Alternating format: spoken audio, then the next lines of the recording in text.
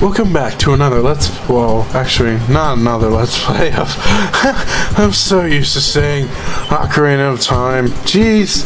Well, I'm B. Rosser 91012, and we're playing Kirby's Adventure on the NES, which stands for, if you guys didn't know this already, the Nintendo Entertainment System.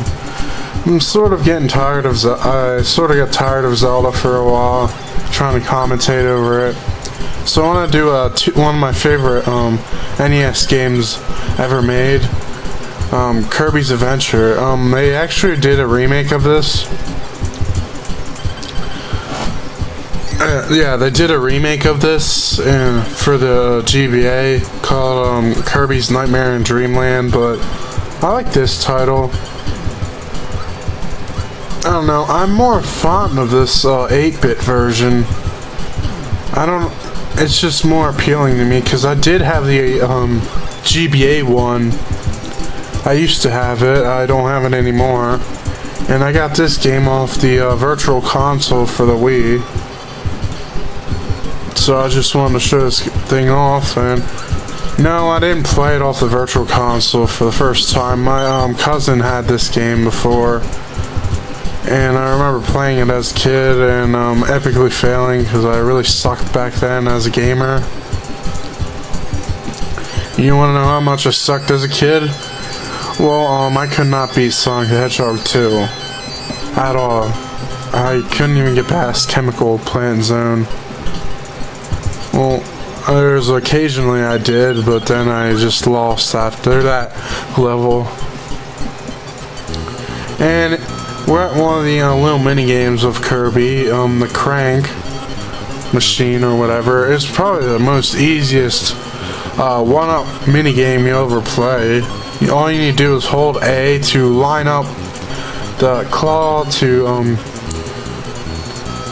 pick up the little Kirby dolls that are actually glowing, because the pale ones don't do anything. And big ones are worth 2 lives each. So I got 2 of them, that means I got 4 lives. You can go for the smaller ones, they're probably the easiest. Well, anyways, I'm gonna know, if you ever played this is actually the second Kirby game ever made, believe it or not. The original Kirby was released for the original Game Boy, and that title wasn't bad either. The music was great. This just is really short. I think it was because of the space limitations on the cartridges back then or something, because most of those games were short. And I used to play the first Kirby as a kid, and I remember beating it for the first time, because, you know, as me, I suck at being a gamer, and I finally ended up beating it, and I was so happy. And that was the first Kirby I played. Then I played this one, which I actually played them in somewhat in order. No, I did not play Dreamland 2. I think it was called, or Dreamland 3. Did they make a Dreamland 3? I don't know the other titles, because I never owned them. I haven't played that many. I played the 64 and Superstar and the original Game Boy one and this one. That's the only ones I've played. Well, plus the remake of this. And you're probably wondering what this little mini game up here is. If you get to number 1, you automatically get a 1-up for your troubles. What you basically need to do is push A at the right time, and you end up shooting up really high.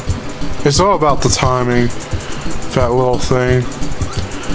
And you probably noticed if you played the Game Boy one, and I'm probably a little late on saying this, that Kirby has power-ups when you suck in the enemies and push down. Not all enemies have abilities that you can absorb. But yeah, you absorb abilities and gain these tremendous powers that are really unique to the game and made its debut in this, and basically they're all in the other Kirby games to follow because they never really got rid of it.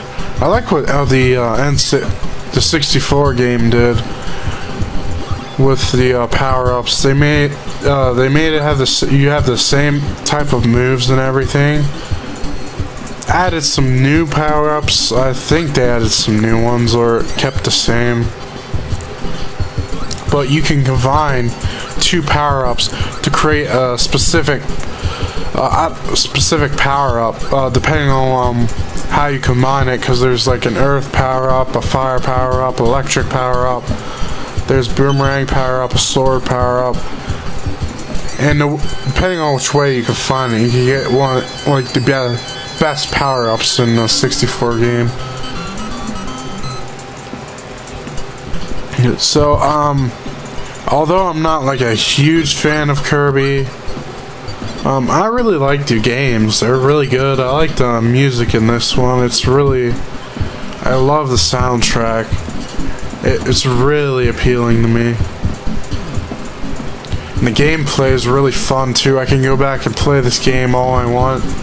It's replayable to my understanding. And it still gives me challenges sometimes, but I still end up beating the game anyways. I could go through this game in one sitting and beat it. And there are going to be times, let's tell you this, there are going to be times when I will end up dying. I already got the footage done because I did this game in 2 sittings.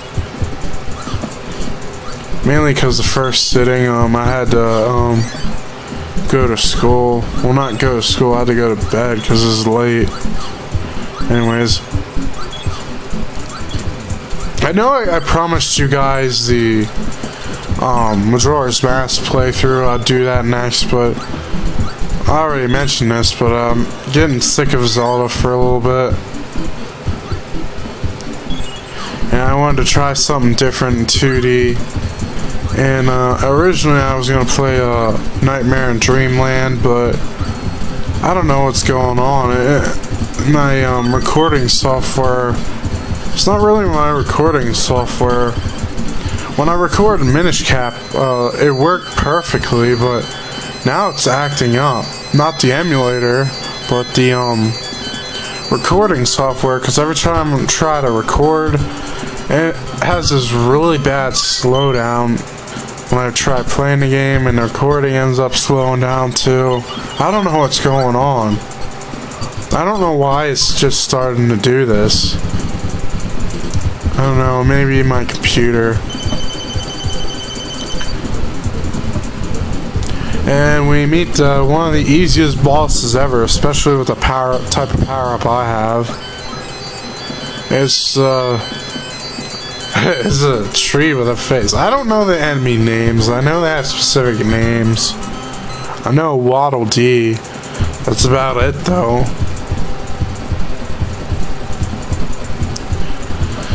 This game's overall really fun to play. I kept saying this over and over again. It's not really. It's a basic concept. A little story is that supposedly King D, there's no dreams in Dreamland, and it's an odd phenomenon. And Kirby is going to investigate it. And basically, it has to do with the first game. You have to go and mainly you have to find the Star Rod, and when you do, you have to fight King Dedede afterwards. And that's the basic story. I'm not going to reveal any spoilers to those of you who never played this game before. Because if you have played, you should really try playing this game. Even if you're playing a remake, the remake's really good too. I'm not saying it's bad. I like the remake almost as much as I like the original. I like how the original, even though it's an 8-bit game, it's really detailed in my opinion for the time it was made. The graphics are sure awing, and by the time this game came out, the Super Nintendo was already there, so it could have released it for the Super Nintendo, but I don't think it would have got that much appeal, to tell you the truth. And this game is a good way it's a good little example of how powerful the NES actually is. Here's one of the mini games that you do to get 1-ups or more points, and this is probably the hardest one for me because I can never do it. What you need to do is you push the A button, hold it down, Kirby opens his mouth, make sure he eats the eggs but not the bombs, because if you eat the bomb it's automatic lose. And if you fill it up, you either get 2 lives or 1. I don't really remember. I have not. It's been a while since I've actually won that mini game. You know, I definitely like the mini games they have. I think in Nightmare in Dreamland, the GBA remake, they actually add more mini games to make it even more fun to play. But I gotta look at that and see if it's true. The mini games in these are really fun. I won't be unlocking them because there are hidden ones. You have to find within these stages. You have to hit a certain button that's hidden. The problem with doing that is mainly times when you're trying to find them, you have to have a specific power up to even go near it and get to it. And I don't know. I never really thought it was really important to 100% it, because it's not really relevant to the story. It just gives you extra live ups and basically slaps a 100% on the game if you find all of them. And the stages aren't that long, but the game itself is a lot longer than the first game. Significantly longer, let's say that. The first game was just 4 levels long. That's how short it was, but the stages weren't as short as these though.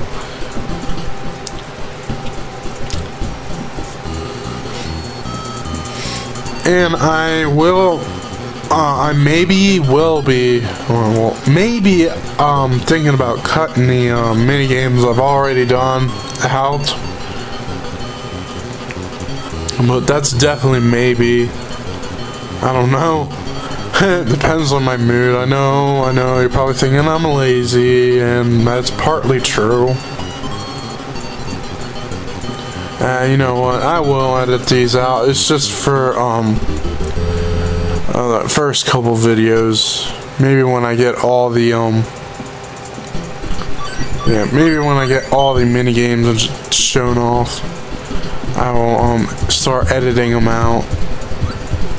Otherwise, this game's not really long. I'm gonna tell you already, there's 7 worlds. They're called levels, but I like to call them worlds because I don't know, when I think of levels I think of these, but they call like the little hub world level 1 or something. I don't really get that. And I don't know how to get over here. You'll see me screw up sometimes. Probably a couple of deaths here and there. But if I recall maybe this part on my videos, I don't really have any deaths because the beginning levels are that easy. You shouldn't really have a problem with this game, especially if you're a major gamer. I mean, I don't know if I'd consider myself a major gamer. I like playing video games and everything, but I am a major gamer, but I'm not a pro gamer, let's just say that. If you want to watch a pro gamer, watch speedruns or whatever. they're probably considered pros. They do the impossible. I don't know how the hell they do that shit. Of course, they abuse some glitches in games too. And we need a new character. Probably saw him throw up a candy bar. Well, not a candy bar. A lollipop, which made us go into hyper mode. Well, anyways, that's the end of the part. I'll see you guys in the next part. See you guys until then.